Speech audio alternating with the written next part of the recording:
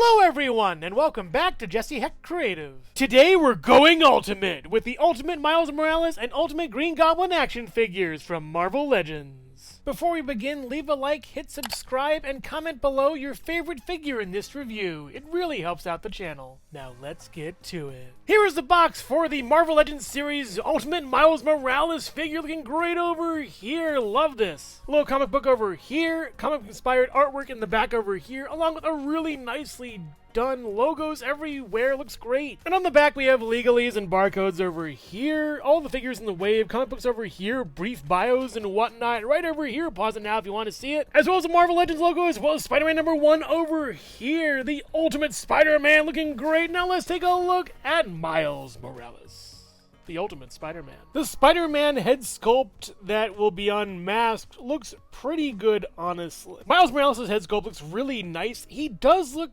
kind of distant though, not really looking at anything, just kind of there to me. The mouth looks a little big for me, honestly, oddly enough, and I do think there's a lot of weird shading around here. I'm not sure what they're trying to do. It doesn't look that good. I like the youthful, somewhat plucky Miles Morales, and this one has him a little older, a little more jaded. Not a fan of this, personally. But aside from the gripes, the printing tech is spot on, looking really good. I do think it looks very nice, as well as the hair in the back looks really good. I love that dappling effect they do. It's great. And we also get back pretty far over here, as well as forward pretty far over here. You can jut forward on that with swivel all the way around over here. A little bit of pivot. Very nice. Old figure, new body. Looking pretty good over here, honestly. The colors are really well done. The web lines are nice, and the spiders are pretty cool. My problem with this is the exact color they use. It is a pinkish red and not a bright red they should use, but yeah, it looks good. Just different color that would pop more would be great. The hands are different colors, by the way. This one's brighter, looking better, and this one is darker and not looking that great. There's also different hands. We got a regular 5-pointed hand, then this flip hand.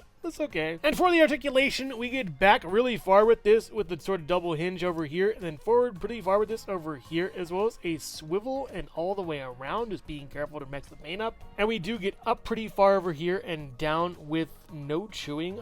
Oh, there is some chewing. Oh, shoot, that's a bummer over there. We also get a butterfly joint going really far back and really far forward. We get a swivel over here at this all-black arm with pinless tech joints over here going up pretty far, just grabbing his face like that. And we get a swivel and then a hinge over here. And the same on the other side, but mirrored. I noticed this kind of like splotch of paint. What is that? Was it on the other side?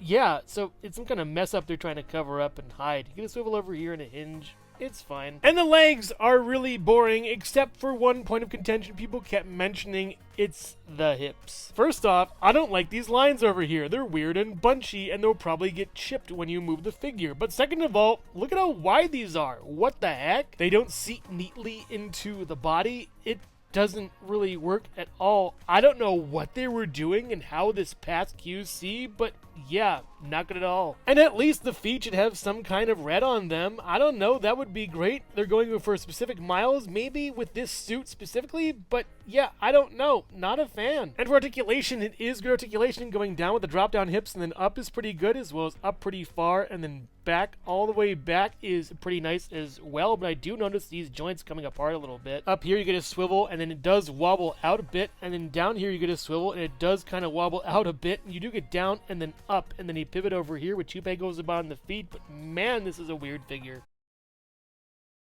The alternate Ultimate Spider-Man head is pretty good. I like the wide eyes more than this angry thing. Spider-Man's nice to me. I don't know. But aside from that, the paint isn't really that great, looking from the front at least, and you do get a little bit of offset webbing there. That's odd. And the webbing around the head isn't even that great. There's some splotches of red over here, as well as seam line going through that, and the points connect pretty okay, honestly. And the head does go back this far, forward this far. You get a swivel over here and a pivot over here. It's okay. He comes with an alternate whipping hand that's pretty nice. I do think these are pretty good, and I like the difference between them. You get a swivel and then a hinge for both of them. Same kind of thing, but yeah, they're alright. And he comes with a fist that looks pretty good. We've seen this before, as well as an alternate holding hand, but I wish he came with 2 fists, honestly. This is a big bummer. You all know exactly why he comes with this holding hand, by the way. I've kept it 0 secrets within this. So yeah, you get a swivel and then a hinge for both, and let's get it over with. It's the comic book, but this might be the worst comic book of all of them, if only because, to me, it feels tacky. This feels like it was just printed, and I think my fingerprints are coming off of it. Wow. This is the worst looking one so far. The print isn't that great on here. It's like double printed on the bottom. Not looking that great at all. It's furry, fuzzy, not looking good. Do you understand? Doesn't look good. Hasbro, you are just squandering your chance for more hands and to make your customers happy, but instead you give us this little piece of plastic that none of us will ever use. I mean, yeah, it looks okay, but trash. Retro Ultimate Miles Morales stands at about 5 1/4 inches tall or so, next to the Jakks-specific Super Mario and Sonic the Hedgehog in 4-inch and 2.5-inch scales, the Nendoroid Miles Tails Prower, the Jada Toys Mega Man, the Figma Metroid Dread Samus Aran and the Jazzwares Pikachu, the Jakks-specific Movie Shadow the Hedgehog, Homer Simpson, Collector's Edition Knuckles, and the Mattel Minecraft Movie Jack Black Steve, the Hasbro Marvel Legends Animated Series Spider-Man, the G.I. Joe Classified Series Snake Eyes, the SH Figure Arts Yoshi, and the Lego Bionicle Gift with Purchase Toa-Tahu. But we gaze into the eyes of evil right after this. Hello everyone, and thank you so much for watching so far. Make sure to click like, subscribe, share, leave a comment, and hit the bell icon for more creativity. Now let's get back to it. For a decade-plus years old head sculpt, this is actually really great. I love how this Ultimate Green Goblin head looks. It's amazing. They really nailed the look from the shows and comics I've seen. I love the ears. The horns are great. The little bumps everywhere are awesome, and the chin beard is really fun too. But getting a little closer up, that face looks amazing. I love the eyes particularly. They're so evil and creepy, and the teeth are scary too. Mispainted on purpose, perhaps? Maybe. And going to the back of the head, the bumps don't stop there. Looks really great, as well as the back of the ears. All in all, just a great head sculpt that is way ahead of its time. And for articulation, we do get back this far a little bit, not too much. For this far, a tiny bit. You get a swivel left and right, a little bit of pivot, bad articulation, amazing sculpt. If you remember from way back when I did this review of the Marvel Legends MCU Avengers Hulk, way back when from Avengers 1, then yeah, this is that body. And I love how many pits, scars, and scratches are on it. It looks really nice. I like the musculature too as well, looking really cool. All the striations down here are nice as well, and the front looks good too. The arms though have to be the key point here, with the spikes going all the way out from the shoulder as well as from the elbow down here with a wicked claw ending in it. And the other side is pretty much the same paint, but we also have this reused piece, which is pretty funny, as well as more parts down here that are spiked, and that claw again, scary. And for articulation, we do get back this far, not that much forward this far, pretty okay. You get a left and a right, and then also a swivel all the way around a little bit, pretty much looking nice on this. I like the articulation very much so. The spikes will probably get in the way, so going up is not that much here, and then not a little bit more on this side. Actually, it's kind of a war between the two. You can also go all the way around with both over here, as well as a swivel over here, double jointed pinned elbows. Sadly, they didn't get there yet, as well as swivel over here, and then down, and then up.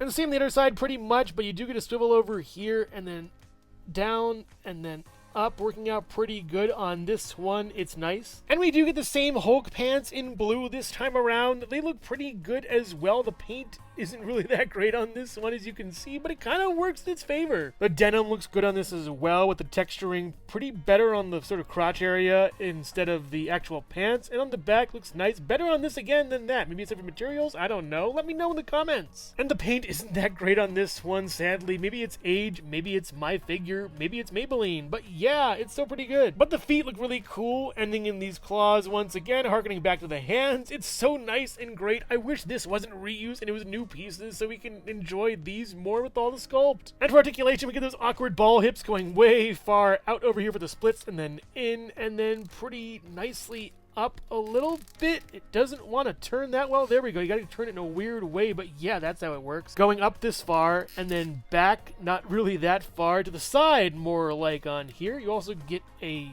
double hinged knee with pins. It's fair. And you get a swivel on the top up here that is pretty fine. No swivel down here. Sadly, you get down, then up, and then a pivot over here, and two pegos at the bottom of the feet. Decent figure, but it gets better. On his back, no peg hole, but you do put a flame on the shoulders, and it looks amazing from the front. Super scary and cool, like a demon from the bowels of the netherworld. This is amazing. I love how this just looks. Fire, just good in this case.